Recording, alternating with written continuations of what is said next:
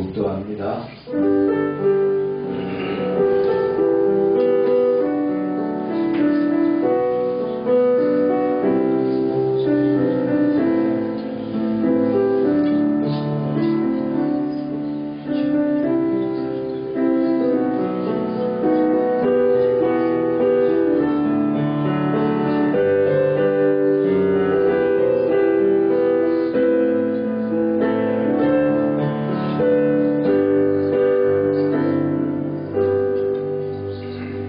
감사함으로 그의 문에 들어가며 찬송함으로 그의 궁정에 들어가서 그에게 감사하며 그의 이름을 송축할지어다. 여호와는 선하시니 그의 인자하심이 영원하고 그의 성실하심이 대대에 이르리로다. 은혜와 사랑이 충만하신 하나님 아버지, 설명절 연휴 가운데서도 우리를 주님의 전으로 부르시니 감사합니다. 고향을 향해 이동하는 모든 성도들의 발걸음을 지켜주시고 가는 길과 돌아오는 길마다 안전하게 보호하여 주옵소서. 오랜만에 만나는 가족들과의 시간 속에서 기쁨과 화목을 더하게 하여 주시고 서로를 격려하며 사랑을 확인하는 복된 명절이 되게 하옵소서. 특별히 설날 가정예배를 통하여 우리 민족의 명절이 하나님을 경외하는 믿음의 고백이 되게 하시고 우리의 가정마다 예배의 제단이 다시 세워지게 하옵소서. 군복무 중에 있는 우리 아들들을 기억하여 주시고 훈련과 사역의 자리에서 몸과 마음을 강건하게 하여 주시옵소서. 보이지 않는 위험 속에서도 주님의 천군 천사가 지켜 보호하여 주옵소서. 부모의 기도와 교회의 기도가 그들을 덮는 방패가 되게 하여 주옵소서. 연희 가운데 쉼을 허락하신 주님, 육신의 피로가 풀어지게 하시고 지친 마음에 새 힘을 부어 주셔서 새로운 한 해를 향해 활력과 소망으로 나아가게 하옵소서. 이 시간 드려지는 예배 가운데 성령의 기름 부으심이 충만하게 하시고 말씀 위에 지혜를 더하시며 찬양 가운데 하늘의 문을 여시고 우리 모두가 살아계신 하나님을 깊이 경험하는 시간이 되게 하여 주옵소서. 감사드리며 예수님의 이름으로 기도하옵나이다. 아멘.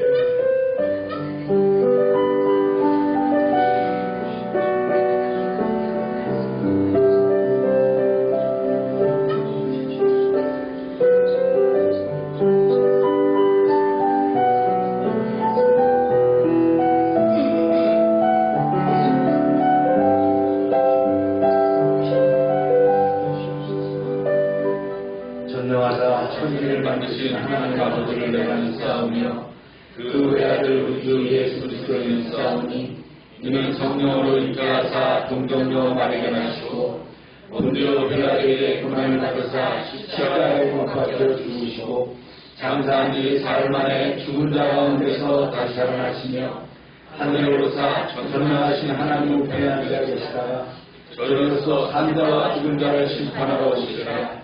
성령을 믿사오며 거룩한 공예와 성도가 서로 교통하는 것과 죄를 사해주시는 것과 몸이 다시 사는 것과 영원히 사는 것을 믿사옵나이다. 아멘. 자리에 앉으시기 바랍니다. Yeah.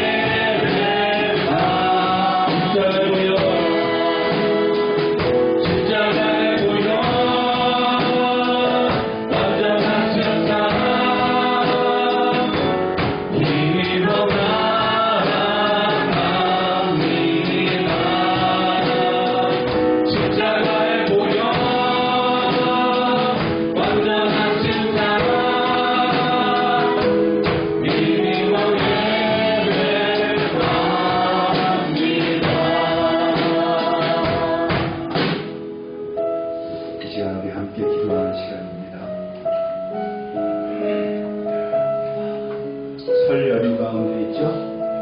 이제 가족들과 만나서 또 함께하면서 또 은혜를 나누는 시간이 되기를 축원합니다. 우리 가족들을 위해서 기도합시다. 주여 한번 기억하고 부르짖고 기도합니다. 주여.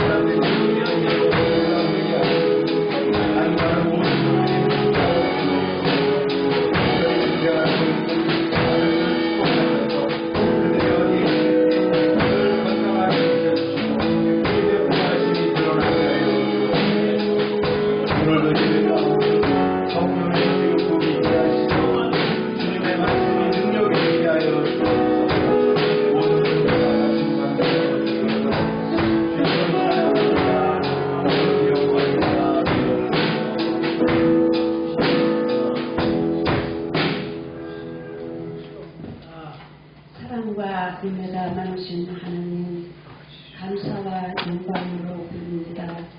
언제나 마음의 그릇에 예수 그리스도를 담고 살아 주의 영광이 나타나게 하소서. 우리나라의 보행 명절 부정설이 날이 다가오고 있습니다. 친척들의 만남 속에 주님의 은혜가 넘쳐나게 하소서. 사랑의 하나님을 만나 이웃을 사랑하게 하시고 기쁨의 근원이신 하나님을 모심으로 항상 건강하게 하소서. 부활과 생명의 구주 되시는 예수님을 모심으로 영원한 생명을 얻게 하시고 온갖 낙심과 절망이 물러가며 새 소망이 다가오게 하소서. 인간은 그릇에 불과합니다. 이 그릇에 예수 그리스도를 모셔서 하나님의 성전이 되게 하시오. 놀라운 역사가 일어나게 하소서. 하나님의 은혜를 입은 자로서 때를 얻든지 못 얻든지 하나님 나라를 증거하게 하시고 복음을 전하는 자, 말씀을 바로 행하는 자가 되게 하소서. 영생의 성공과 행복과 보람 여부는 태도에 달려있기에 항상 하나님을 경외하는 사람의 태도를 갖고 살게 하시어 인생도 나를 향하여 활짝 웃으며 다가오게 하소서. 인생의 주인이 내가 되지 않게 하시며 인생길의 인도자가 되어 나를 도와주소서. 인생길에 아무리 어둡고 캄캄해도 하나님의 능력은 더 크게 역사하신다는 사실을 깨닫고 믿음으로 감사하며 살아가게 하소서.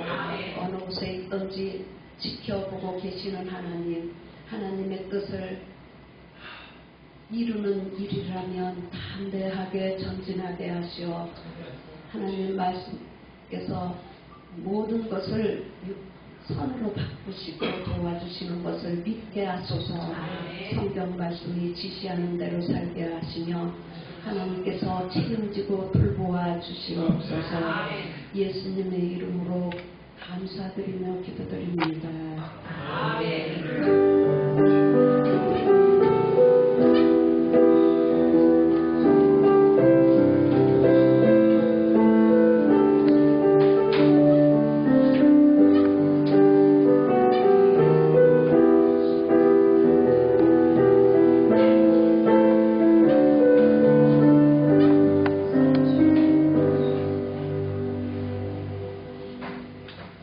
시간입니다. 우리가 실시간 영상으로 준비하고 편집된 것을 오후에 제가 카톡에 또 올려드립니다. 설날 가정예배 예물은 제가 오늘 카톡에 올리겠습니다. 그냥 가정에서 인도하시는 분이 순서대로 이렇게 이뤄나가면 됩니다. 대표기도는 또 대표기도대로 나눠서 이렇게 나눠서 해주시면 좋겠고요. 매일 우리가 전도하고 큐티를 또 하는데 생활을 해주시고요. 오늘 애차는 피자와 컵라면, 그 다음에 귤입니다. 조혜원 자매가 간호사 국가고시에 합격했습니다. 지난번에 뭐 특이사항 없으면 합격한다고 했는데 정식으로 합격자 발표가 나서 이제 간호사가 됐음을 고지합니다. 축하의 박수 한번. 본인은 어제 되게 감기 몸살로 아파가지고 링거 맞고 지금 쉬고 있습니다. 간호사 되기 전에 아픈 것 같아요.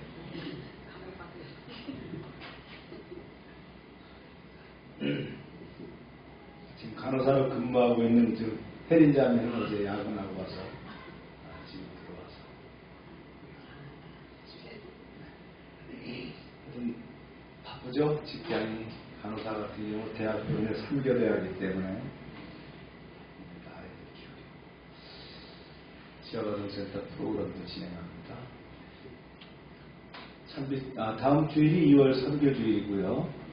최기동 선교사님은 설 지나고 그 다음에 출국할 예정입니다.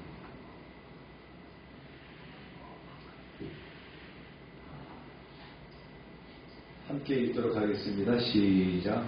두려워하지 말라. 내가 너와 함께합니다. 놀라지 말라. 나는 내 하나님이 되리라. 내가 너를 붙세배하리라. 참으로 너를 도와주리라. 참으로 나의 의로운 오른손으로 너를 붙들리라. 아멘. 오늘 말씀은 오늘 25절, 26절, 27절 3개절을 할 거예요. 말이 긴데 우리가 구절 요약해서 좀 나누겠습니다. 시작. 너는 조각목으로 창을 만들 때 길이는 2규빗, 너비는 3규빗, 높이는 3규빗 반이 되게 하고 수금으로 싸고 주위에 금테를 두르고 그 주위에 손바닥 넓이만한 턱을 만들고 그 턱 주위에 금으로 테를 만들고 너는 순금으로 등잔대를 처음 만들 때 그 밑판과 줄기와 잔과 꽃받침과 꽃을 한 덩이로 연결하고 가지 6을 등잔대 곁에서 나오게 하되 다른 3가지는 이쪽으로 나오고 다른 3가지는 저쪽으로 나오게 하며 너는 성막을 만들 때 가늘게 꼰 배실과 청색, 가색, 홍색실로 그룹을 정교하게 해놓은 10폭의 휘장을 만들지니 매 폭의 길이는 28규빗, 너비는 4규빗으로 각 폭의 객단을 같게 하고 너는 조각목으로 길이가 5규빗, 너비가 5규빗의 객단을 만들되 네모 반듯하게 하며 높이는 4규빗으로 하고 그 네 모퉁이 위에 뿔을 만들되 그 뿔이 그것에 이어지게 하고 그 제단을 못으로 싸고 제단 재를 담는 통과 부삽과 대야와 고기 갈고리와 불 옮기는 그릇을 만들되 제단의 그릇을 다 못으로 만들지며 너는 성막의 뜰을 만들지니 남쪽을 향하여 뜰 남쪽에 너비가 100규빗의 세마포 휘장을 쳐서 그 한쪽을 당하게 할지니 그 기둥이 20이며 그 밭을 20은 못으로 하고 그 기둥의 갈고리와 가름대는 은으로 할지며 그 북쪽에도 너비가 100규빗의 포장을 치되 그 기둥이 20이며 그 기둥의 밭을 20은 못으로 하고 그 기둥의 갈고리와 가름대는 은으로 할지며 너는 또 이스라엘 자손에게 명령하여 감나무로 짠 순수한 기름을 등불을 위하여 내게로 가져오게 하고 끓이지 않게 등불을 켜되 아론과 그의 아들들로 해마다 증거의 앞 휘장 밖에서 저녁부터 아침까지 항상 여호와 앞에 그 등불을 보살피게 하라. 이는 이스라엘 자손이 대대로 지킬 규례이니라. 기도합니다. 하나님 아버지, 오늘 또 말씀을 주셨는데 그 말씀이 진리이며 생명인 줄로 믿습니다. 말씀에 우리가 집중하게 하시고 주님께서 함께 하시는 귀한 은혜의 자리가 되게 하여 주옵소서. 예수님의 이름으로 기도합니다. 아멘.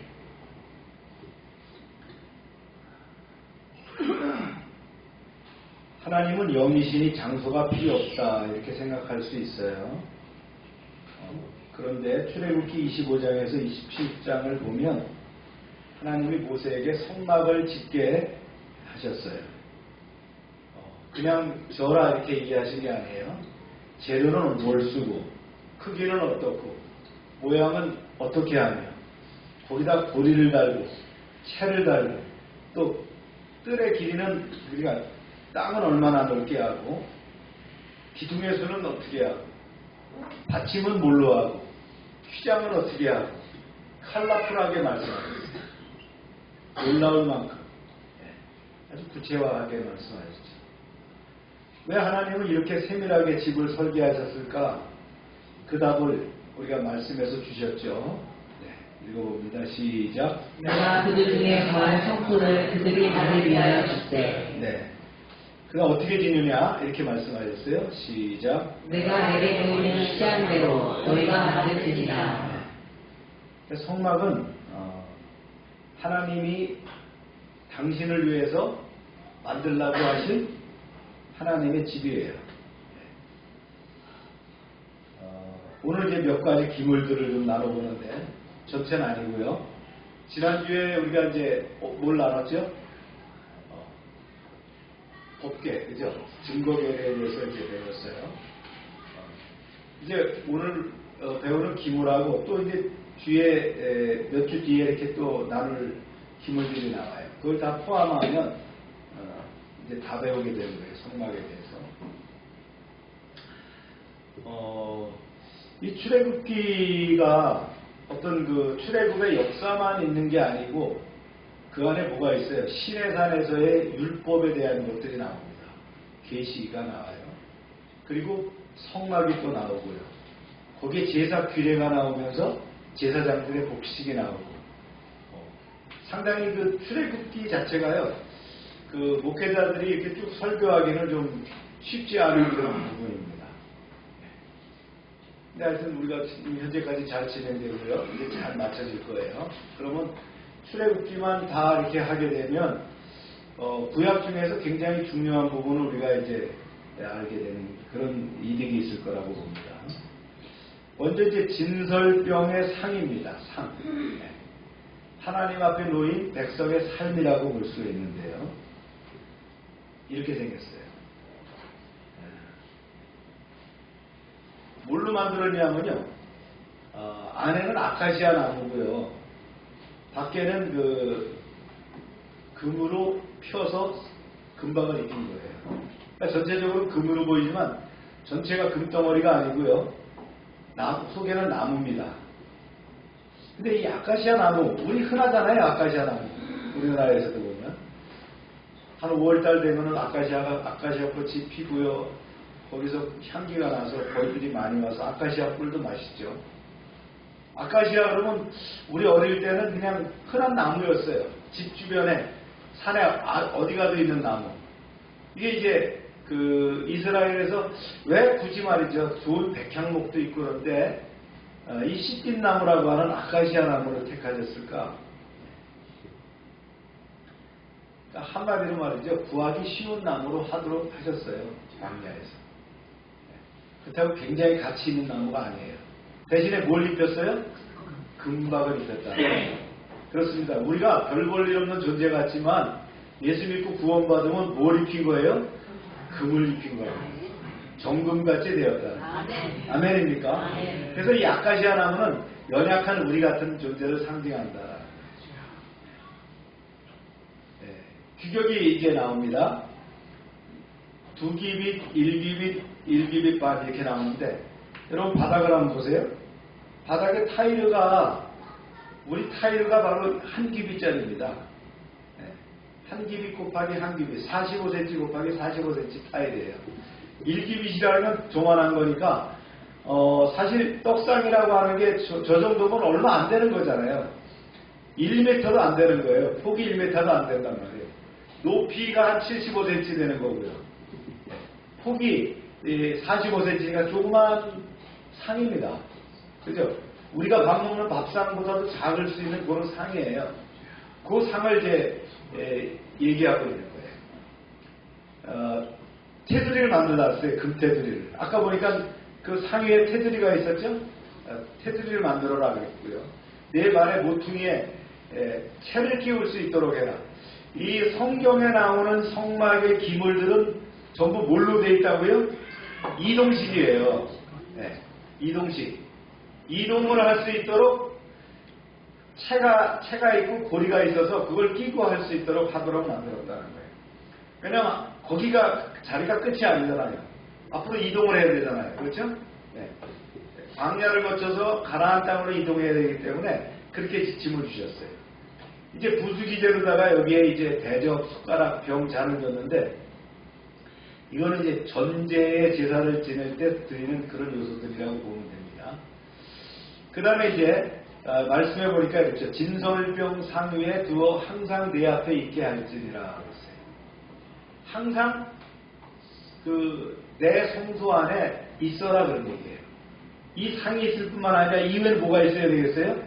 떡이 있어야 되겠죠. 진설병. 진설병은 뭐 다른 거 아니에요. 그죠? 반죽한 효모를 넣지 않은 이스트를 가하지 않은 그런 밀가루로 구워낸 떡 혹은 뭐 우리로 말하면 떡인데 그들로 말하면 빵이죠. 그죠? 그렇게 만들라 그런 얘기예요. 그걸 몇 개 놓으라 그랬어요? 12개입니다. 왜냐하면 12지파를 상징하기 때문에. 이게 시띠나무거든요. 우리나라처럼 시띠나무가 이렇게 곧진 않고 저런 지역에서 저렇게 커요. 또 필리핀에 가면은 저 아카시아 시띠나무가 또 달라요. 우리나라 그 아카시아 나무보다 다른데 딱 보니까 아카시아 나무예요. 뭐 세계적으로 흔한 나무죠. 그런 나무를 소재로 만들었다. 이게 이제 진설병상의 의미가 있어요. 하나님의 앞에 놓여진 식탁이거든요. 이 식탁은 누가 드실까요? 네. 하나님이 드시는 건 아닙니다. 하나님이 떡을 좋아하시거나 무슨 뭐 고기를 좋아하시거나 그렇지 않습니다. 자, 이걸 우리가 잘 봐야 돼요. 하나님이 당신의 백성을 기억하시고 교제하시고 공급하신다는 언약적인 표징입니다. 우리가 이제 제사를 지낼 때 어떻게 합니까? 조상 제사를 지내면 조상님들이 와서 드시고 가신다 이렇게 하잖아요. 우리가 하나님의 그 성전에서의 진설병을 놓은 그 떡상은 하나님이 드시는 떡상이 아니라 하나님을 기억하는, 또 하나님이 우리를 공급한다는 그런 의미가 담겨 있다는 거예요. 아멘입니까? 항상 두라 그랬어요. 항상이라는 단어가 뭐예요? 끝나는 것이 아니라 계속적인 관계를 유지하는 거예요. 그래서 예배는 감정이 아니라 하나님 앞에서 내 삶을 내려놓는 지속성이라는 겁니다. 그래서 공동체의 삶이 하나님 앞에 놓여야 한다. 이게 바로 뭐라고요? 떡상이라 이런 얘기예요. 할렐루야. 그 다음에 이제 등대. 우리로 말하면 등잔이라는 게 있어요. 등잔불을 켜고 살아보신 분 한번 손 들어보세요. 그렇죠? 우리 윤집사님 이상은 이제 등잔불을 켜고 살아봤네요. 저도 등잔불을 켜고 살아봤거든요. 성소의 빛이라는 뜻이고요. 하나님이 비추시는가 그런 의미입니다. 자, 이렇게 생겼어요. 이걸 메노라라고 하거든요. 메노라.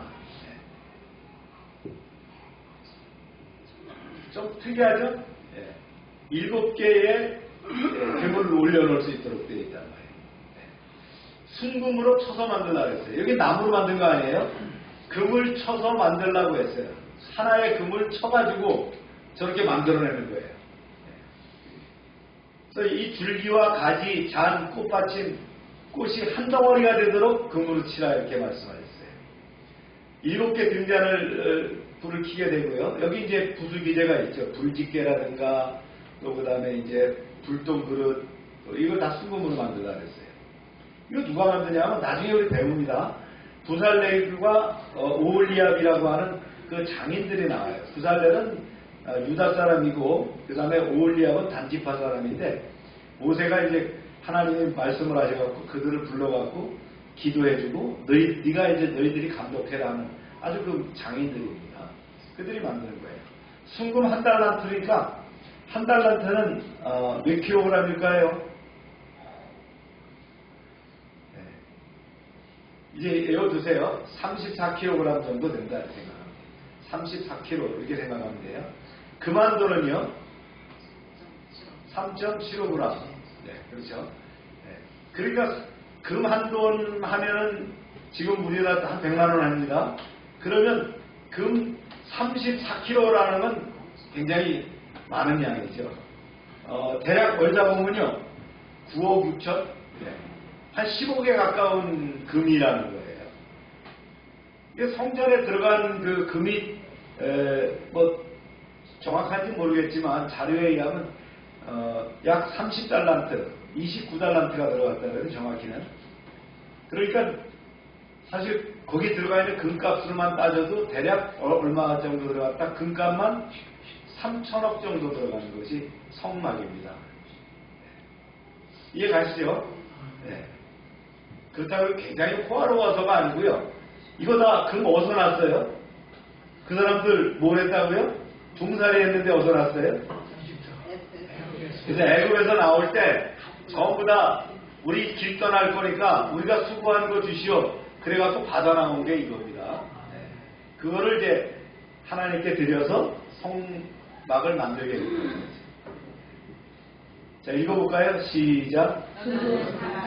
발상에서 내게 보인 시작대로. 이거 하나님이 다 말씀하실 거다. 다 말씀을 하나하나 하셨다는 거예요. 자, 이런 그 등잔의 의미가 뭐냐? 성소 안에는 창이 없어요. 창이 없기 때문에 캄캄해요.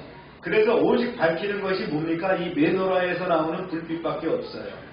그래서 하나님의 완전한 충만함을 상징하는 하나님의 임재를 얘기하는 것이 바로 이 빛이라는 거예요. 그래서 예수님이 뭘로 오셨다고요? 빛으로 오셨다.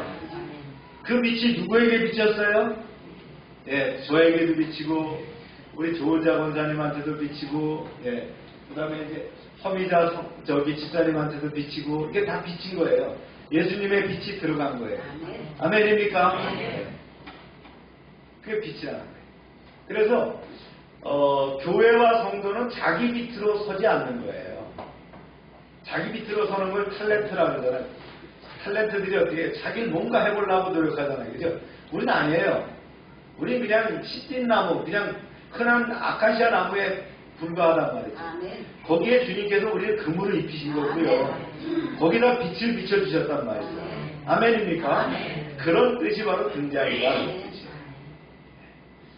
그 다음에 휘장. 성막을 이렇게 덮는 휘장을 얘기하는 거예요. 휘장이라는 게 두 종류가 나요. 성막을 덮는 것과 그 다음에 가리막이 있는데, 이게 성막을 덮는 거예요. 거룩한 구분, 또 은혜의 접근을 얘기하는데요. 이 휘장은 말이죠. 그 청색, 자색, 홍색 실과 그 다음에 그 가늘게 꾼 하얀 배실을 섞어서 짰어요. 직조했어요. 네. 거기다가 뭘 술을 놨냐면, 뭘 술을 놨겠어요? 저기 써 있는데, 구름이 뭐예요? 천사. 네, 체루빔이라고 하는 천사잖아요. 그죠? 천사를 술을 놨단 말이죠. 그 다음에 시장에 있는 고리가 있어요. 항상 이동해야 되니까. 그거 하나가 아니고요. 거기 위에다 또 뭘로 덮냐면 염소 털로 덮습니다. 이중이죠. 그 다음에 또 뭘로 덮느냐. 수양의 가죽을 붉게 물들여 갖고 또 덮습니다. 하나 더 덮어요. 그 다음 뭐예요? 해달의 가죽. 해달이라고 하면 뭐 돌고래라고도 얘기하는데, 네, 방수제죠. 그런 가죽으로 덮어요. 4개 겹으로 덮습니다. 네. 이 의미가 뭐냐. 보호를 할 뿐만 아니라 죄인이 함부로 하나님께 노출되지 않도록 가려져 있다 그래요. 자, 이렇게 앞에 있는 것이 직조로 된 거고요. 뒤에 있는 것이 하얀색, 그게 염소털입니다. 네, 흰 염소예요. 네. 그 다음에 이제 붉은 것이 뭐라 그랬어요? 양털, 네, 수양의 털이란 말이에요. 그걸 물들였고, 그 뒤에 이게 얼룩덜룩한 게 돌고래의 해달이라고 그러죠. 해달의 가죽으로 만든 4겹으로 덮었다. 이게 이제 뭐 이런 양식이 있구나라는 거 보시면 되고요. 참고하시고요. 그 다음에 널판이 또 있어요. 휘장만 덮을 수 없잖아요. 그죠? 뭔가 틀이 있어야 되잖아요. 그 뼈대가 뭐냐? 조각목 널판입니다. 조각목 널판에 은받침을 해가지고 금을 입혔어요. 그러니까 전부 금색인데 받침은 뭐라고요? 이거는 은으로 되어 있다는 거예요. 네. 그래서 이것이 못을 박은 게 아니고 어떻게 했다고요? 구조를 묶는 띠가 있었다는 거예요. 띠가 있는데, 네, 띠를 둘러가지고, 이게 띠라는 그 자체도 그 줄을 얘기하는 게 아니에요. 나무로 전부 입힌 거예요. 그래서 뭘 얘기합니까? 널판이 다 모아져야 되니까. 여러분 여기서 나오는 그 널판을 만들려고 그러면 사이즈가 굉장히 크거든요. 그거를 다 만들어낼 수가 없어요. 뭔가 붙였겠죠. 우리를 말하는 합판식으로. 이렇게 대충 모인 집단이 아니라 하나님의 임재를 위한 견고한 질서 위에 세워졌다는 걸 의미하는 거예요. 네.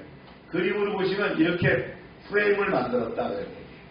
그 다음에 이렇게 띠를 다 둘러가지고 고정을 시킬 수 있도록 했다는 거죠. 저거 몇 개라고 이거 외울 필요 없어요. 네. 이거 몇 개 외운다고 시험 보는 거 아닙니다. 네. 제 친한 친구 중에서 꼭 시험만 보면 떨어지는 친구가 있는데 그 친구는 다른 거 안 외웁니다. 널판이 20개, 은받침이 40개 이런 것만 외우니까 시험에 난다 안 난다. 네. 그럴 필요 없다.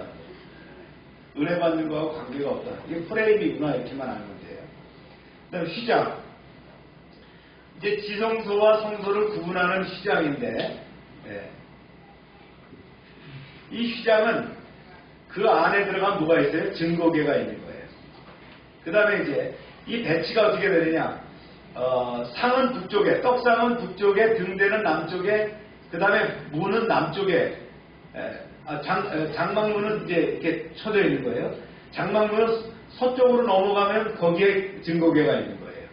동쪽에는 출입문이 있어요. 그런 구조거든요.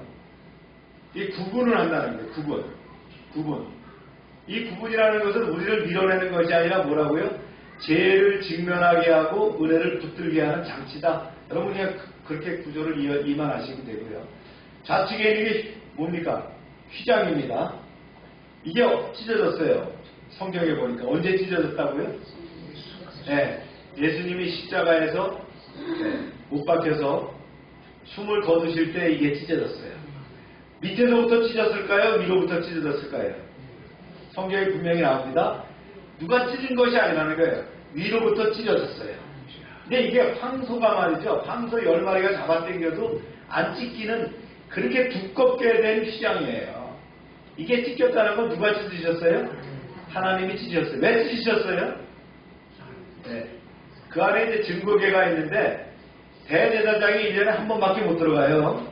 네. 그것도 막 자기 죄를 사죄하고 백성의 죄를 들고 피를 들고 들어가서 뿌리거든요. 근데 찢어졌고요. 이건 뭐예요? 이제 하나님과 우리가 어떻게 했다는 거예요? 이제 마통됐다는 거예요. 우리가 이제 하나님과 어떻게 됐어요? 막힌 게 아니고 막힌다면 허물었다는 거예요. 할렐루야. 그 다음에 이제 출입문되는 문의 휘장이 있다. 이렇게 여러분 이해하시면 돼요. 자, 보세요. 내부를 이제 보면 이렇게 돼 있다는 거예요. 동서남북으로. 그래서 동쪽에는 출입문이 있고 저 서쪽 안쪽으로 뭐가 있어요? 네, 증거계가 있어요. 떡상은 어디에 있어요? 북쪽에. 그죠? 촛대라고 하는 메노라. 네. 그건 어디 있어요? 등자는 네, 남쪽에 있다. 이 방향 감각을 아시면 됩니다. 왜 이제 사이즈인데요? 얼마나 하냐 보면 제가 아까 재보니까 얼마나 하냐 하면 성소와 지성소와 성소가 있죠. 이 성소를 보면 지성소, 내성소라고 본다 그러면 지성소, 어깨가 들어있는 데는 딱 요만합니다. 여기 제가 서 있는 여기까지 요만한 사이즈. 요게 성소입니다. 성소의 2배 사이즈가 지성소의 2배 사이즈가 성소가 되잖아요. 저 끝까지라고 보면 돼요. 저기 아기들이 있는 저 방까지. 그러니까 실질적으로 성소라고 하는 게 커요, 작아요? 작죠. 요만한 사이즈면 우리나라의 작은 그 투룸 사이즈 정도밖에 안 되는 거예요. 그래서 뭐 거창한 게 아니에요, 성막이라는 게. 그럼 이 전체의 울타리를 천한 이 전체는 얼마가 될까? 1000평방미터. 우리로 얘기하면 300평 정도가 됩니다. 300평. 그 넓은 광야에서 300평 안에 실질적으로 성소와 지성소가 있는 그거는 어느 정도 사이즈다? 여기 지금 테두리 위에 천장에 있죠? 반자가 있잖아요. 반자 안쪽에 있는 부분이 성소라고 보면 되는 거예요. 이해 갑니까? 네. 그렇게 만든 거예요, 이거. 이해 가시죠? 그 다음에 이제 제단이 있어요. 이 제단이라는 거는 뭘 얘기해요? 죄를 다뤄주는 자리죠.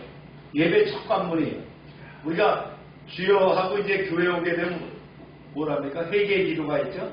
네, 그런 자리가 바로 번제단이라는 거예요. 네. 이렇게 되겠습니다. 그래서 여기서 이제 짐승을 각을 떠가지고 번제로 불에 태워서 올릴 때 하는 자리예요. 조각목으로 만들었고요. 바깥은 이거 금이 아니고 청동으로 입혔습니다. 뒷빛은 5 곱하기 5니까 조그마해요. 크지 않아요. 3m도 안 되는 거예요. 직사각형으로 3m도 안 되는. 높이는 3큐빅이니까 75cm밖에 안 된다. 150cm도 안 된다는 거예요. 그 정도 사이즈에다가 만들었다는 거예요. 거창하지 않습니다.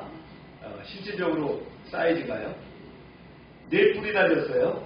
제 지은 사람이 어떻게 와서 4뿔을 잡으면 거기서 못 죽이니까 그런 게 이제 성경에 나오죠. 그 다음에 이제 불을 태우니까 재통이나 부삽, 대약, 고기 갈고리, 불 옮기는 그릇 이런 것들이 있고요. 그 다음 녹구물이 있어요. 녹구물이 왜 있을까요? 여러분 고기 구워 먹으면 어떻게 해요? 석쇠가 있어야 되잖아요. 석쇠가 누꾸물이다 이런 얘기예요. 그리고 그 밑에는 이제 채를 달 수 있도록 고리가 있고요. 그 다음에 널바는 비게 돼 있어. 속은 비었단 말이에요. 거기다 채우면 못 들고 다니잖아요. 그렇죠? 그러니까 실질적으로 성막에 있는 것들은 간단하고 심플하게 이렇게 돼 있어요. 의미는 뭡니까? 죄를 해결하는 것이라는 거예요. 그래서 제가 있을 때 어떻게 합니까? 양을 한 마리 갖고 가서 거기서 번제로 제사를 드려요. 그때 제사장이 어떻게 합니까? 거기다 안수하는 거죠. 내 죄를 양이 덮어쓰고, 그렇죠? 번제로 하나님께 드림으로 사함을 받는다. 혹은 내가 기쁘고 감사한 일이 있을 때, 또 화목제물로 드릴 때, 그럴 때도 마찬가지란 말이에요. 예.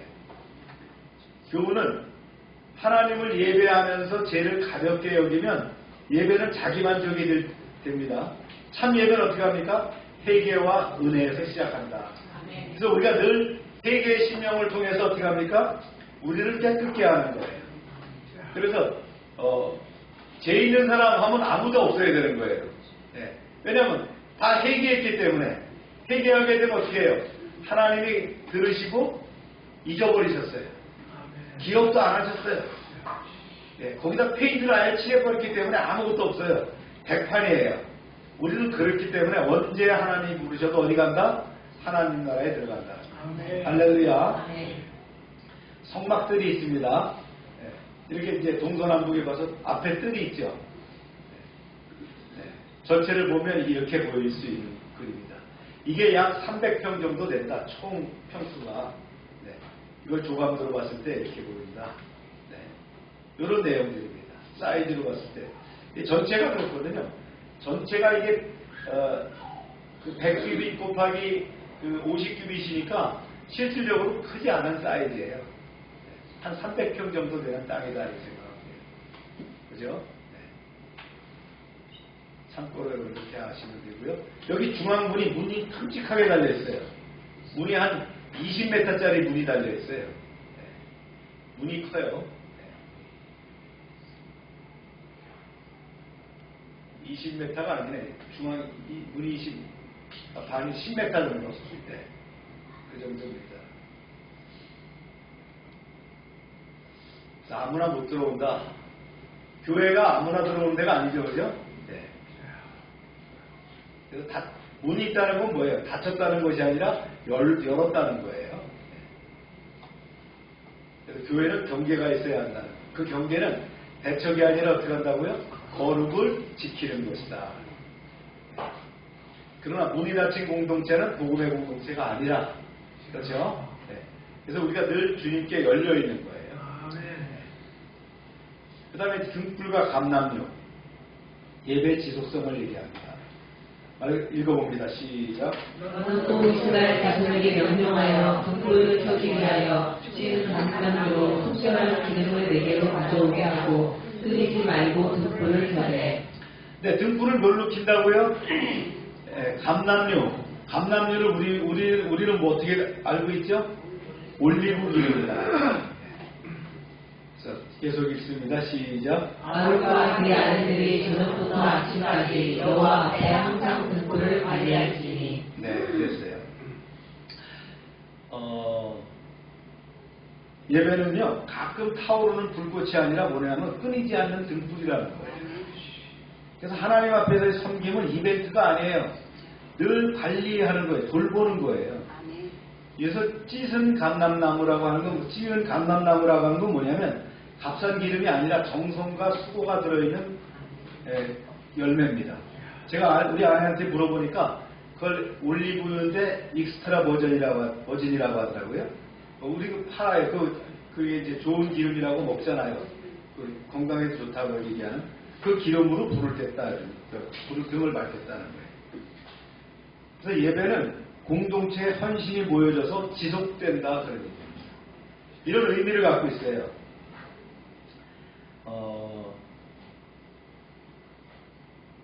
이렇게 하나님께서 식양을 알려주는 의미가 있다는 거예요.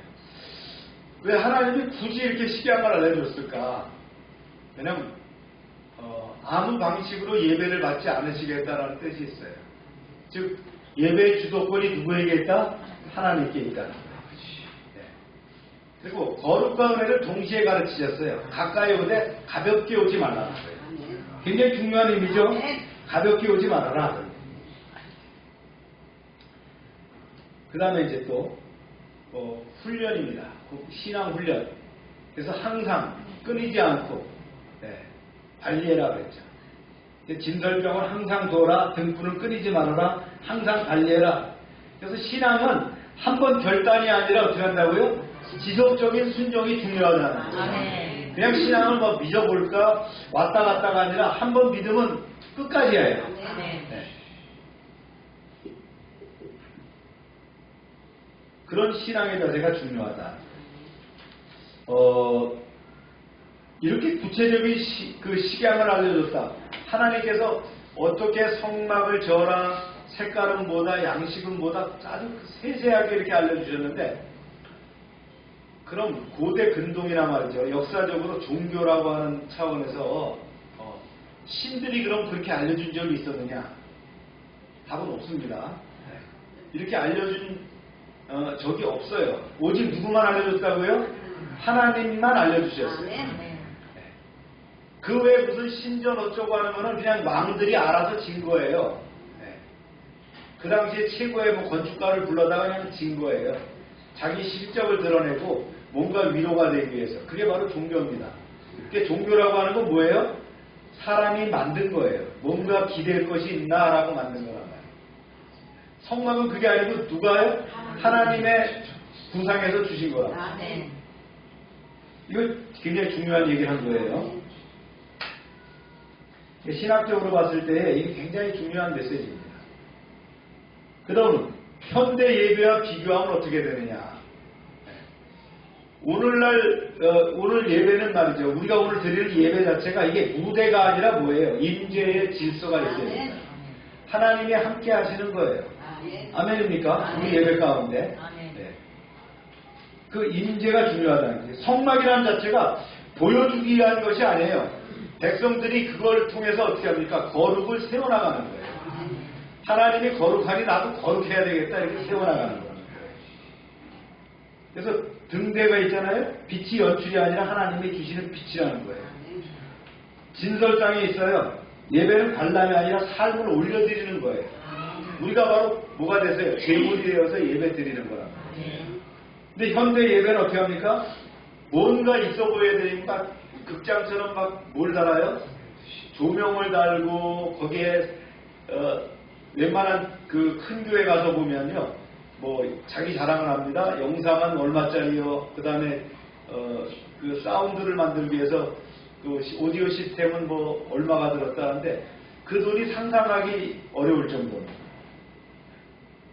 제가 총회 가서 좀 큰 교회 가 보니까 이 마이크 하나가 이렇게 무선 마이크 하나가 100만 원짜리 이상들을 써요 다. 네.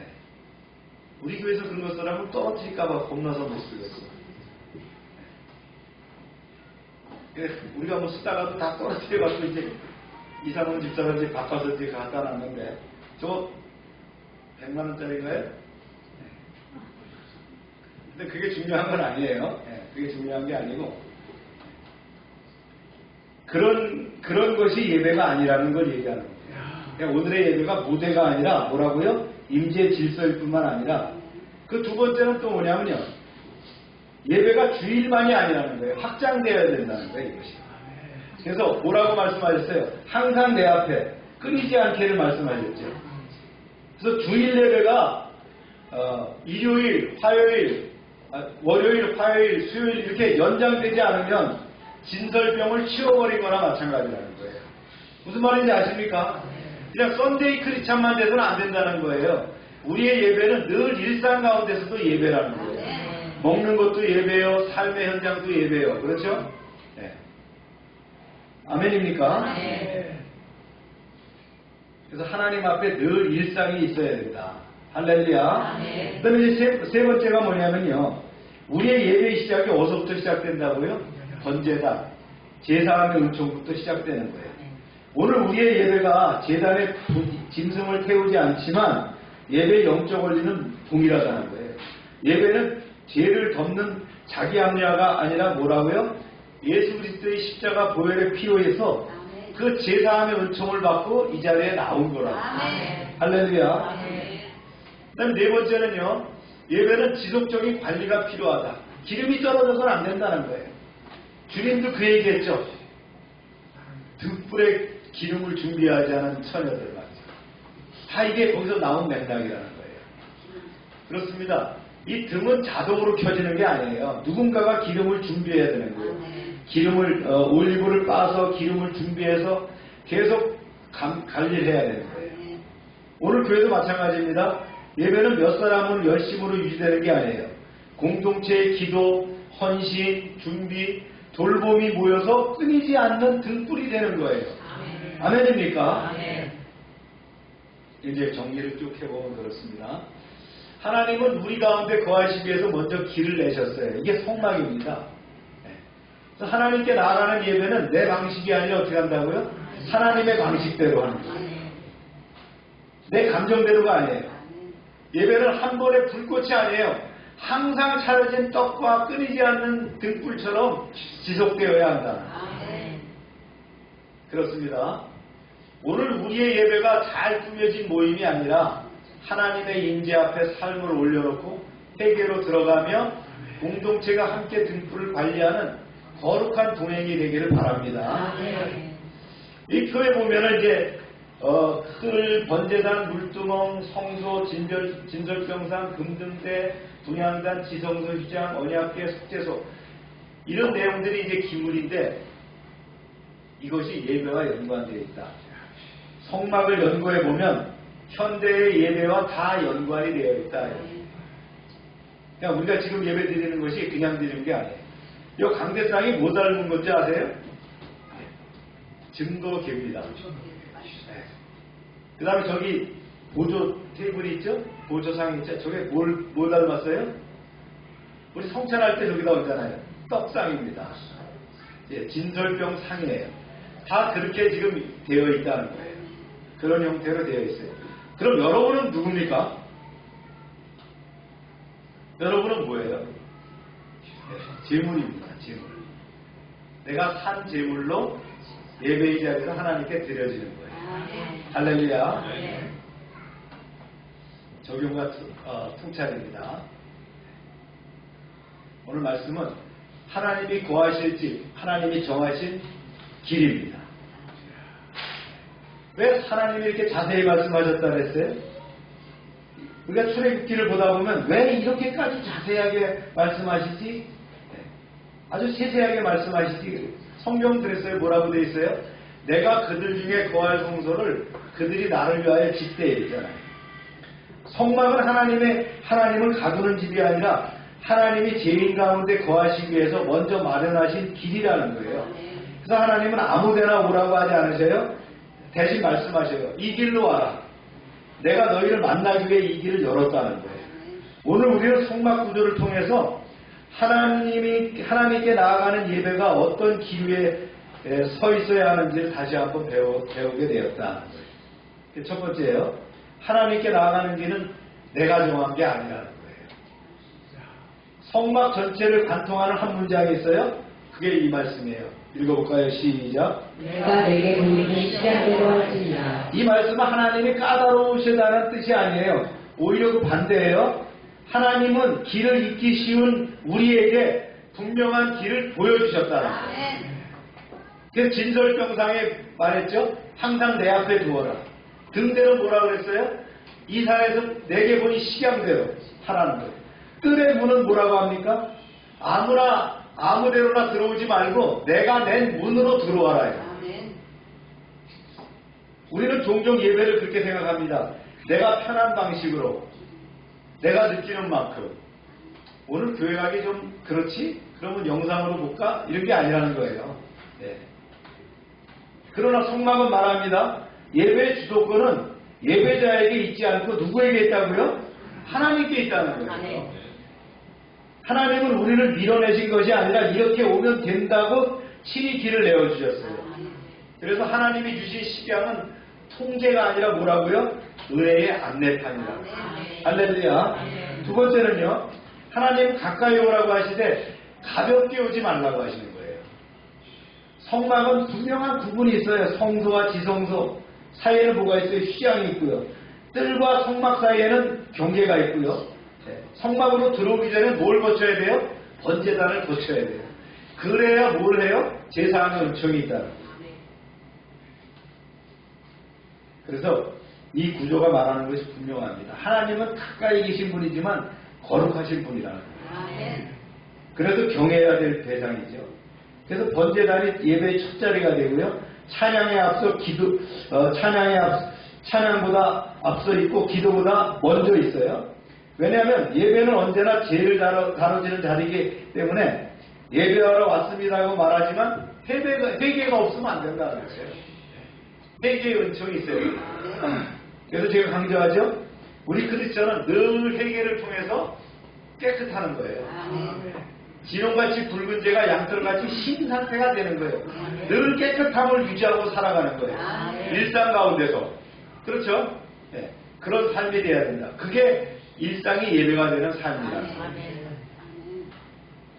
하나님께 나아가는 길은 감정의 고조가 아니라 은혜 앞에 무릎을 꿇는 거예요. 하나님은 우리를 막지 않으셔요. 그러나 아무렇게나 오게 하지 않으신다는 거예요. 그래서 거룩은 배제의 장벽이 아니에요. 은혜를 깊이 경험하게 하는 뭐예요? 울타리가 돼요. 할렐루야.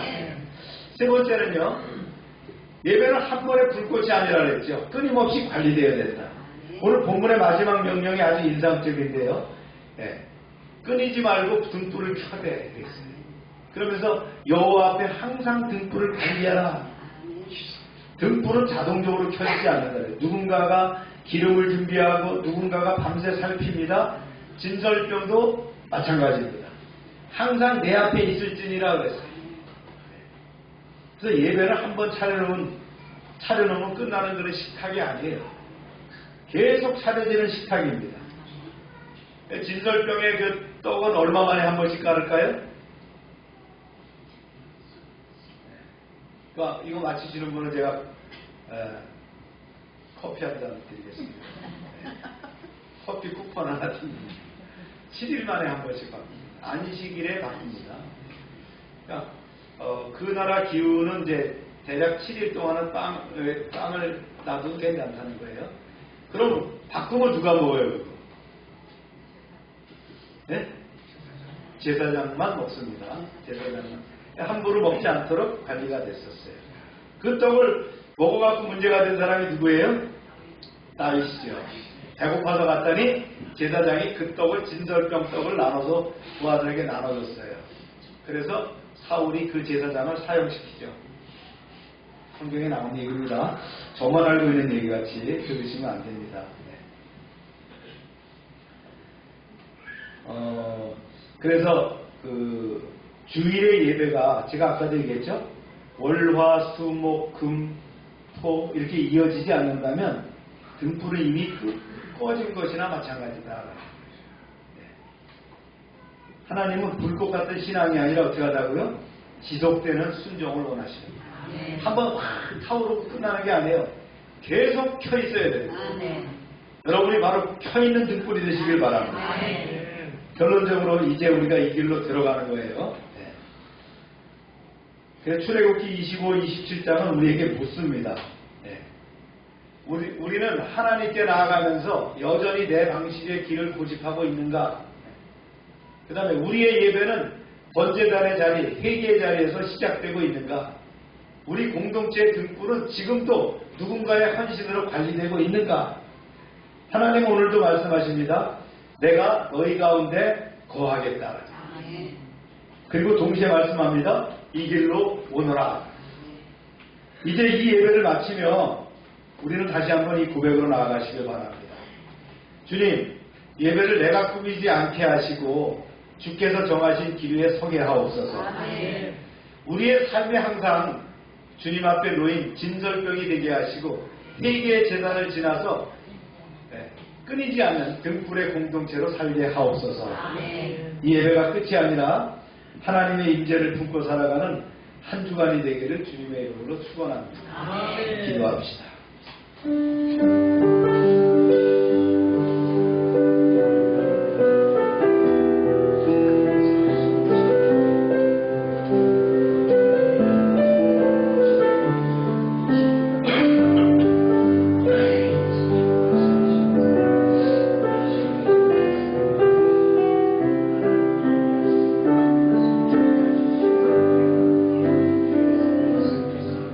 거룩하신 하나님 아버지, 주께서 멀리 계신 분이 아니라 우리 가운데 거하시기 위해 성막을 명하시고 길을 내어주심을 감사합니다.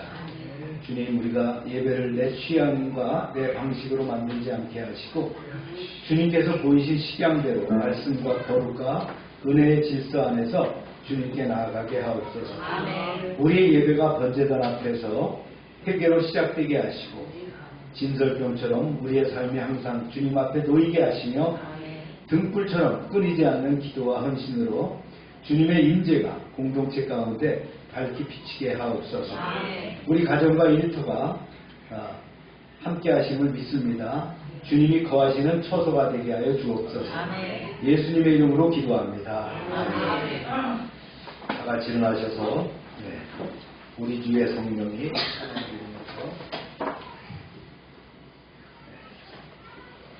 축도로 마칩니다.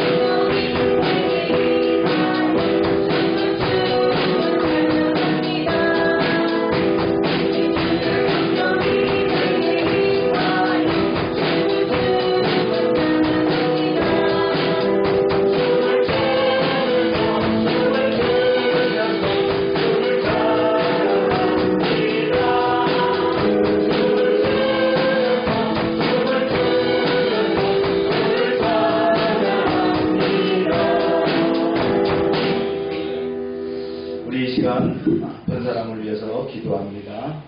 또 우리의 연약한 심령을 위해서 또 기도합시다. 주님, 치유를 위해서 기도합니다. 우리는 연약하고 부족합니다. 씻긴 나무처럼 연약하지만 주님이 금으로 덮여 싸실 때에 우리가 귀한 존재로 회복될 줄로 믿습니다. 아멘. 병든 자를 치유하시며 상한 심령을 회복시켜 주시옵소서. 아멘. 예수 이름으로 명령한다. 모든 질병은 다 떠나갈지어다. 아멘. 병의 근원은 마르고 깨끗하게 될지어다. 아멘. 주님, 이 시간 온전케 하셔서 하나님의 역사하심이 드러나게 하여 주옵소서. 아멘. 날마다 넘치게 하시는 구원의 은총에 감사드리며 저희들에게 주신 것을 구별하여 하나님께 드립니다. 약속대로 11조를 감사의 예물을, 선교의 예물을, 약정된 예물을 드립니다. 30배, 60배, 100배로 차고 넘치게 채워 주옵소서. 황충을 금하여 주시고 바실이 기한 전에 떨어지지 않게 하여 주시옵소서. 우리의 기업이 아름답게 보호되게 하여 주옵소서.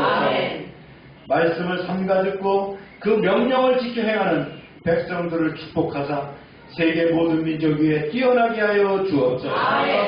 말씀을 순종하면 모든 복이 우리에게 그대로 미칠 줄로 믿습니다. 성읍에서도 복을 받고 들에서도 복을 받고 몸의 소생과 토지의 소산과 짐승의 새끼와 우양의 새끼가 복을 받으며 광주리와 떡반질 그릇이 복을 받으며 들어와도 복을 받고 나가서 복을 받을 것이며 대적이 일어나 우리를 치료할지라도 여호와께서 그들을 패하게 하시고 한 길로 왔지만 7길로 도망가게 하여 주옵소서. 하나님께서 우리를 위하여 하늘의 아름다운 보고를 열어사 우리의 땅에 때를 따라 비가 내리게 하시고 우리 손으로 하는 모든 일에 복을 주셔서 많은 사람들에게 나누며 베풀게 하시고 머리가 되고 꼬리가 되지 않게 하시고 위에만 있게 하시고 아래에 있지 않게 하여 주옵소서. 저희가 드리는 이 물질이 하나님이라는 데 귀하게 쓰임받게 하시고 쓰이는 곳마다 하나님의 영광과 역사하심이 나타나게 하여 주옵소서.